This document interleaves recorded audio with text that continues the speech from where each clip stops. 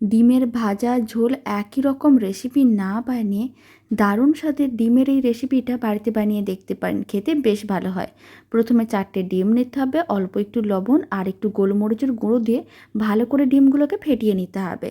খুব ভালো করে ডিমটা ফেটিয়ে নেওয়া হয়ে গেলে কড়াইতে অল্প একটু বাটার দিতে হবে, তার মধ্যে ফেটানো ডিম দিয়ে দিতে হবে। আর এরকমই ছোটো ছোটো টুকরো করে ডিমের ভুজিয়াটা রেডি করতে হবে। ডিমের ভুজিয়া রেডি হয়ে গেলে একটা বোলের মধ্যে তুলে রেখে দিতে হবে। আর কড়াইয়ের মধ্যে দিতে হবে বেশ কিছুটা পরিমাণ বাটার। বাটারটা যখন মেল্ট হয়ে যাবে 1 চামচ গ্রেট করা রসুন দিতে হবে, হাফ চামচের মতো দিতে হবে কর্নফ্লাওয়ার। কর্নফ্লাওয়ারটাও হালকা করে একটু ভেজে নিতে হবে। তারপরে দিতে হবে হাফ কাপের মতন জল।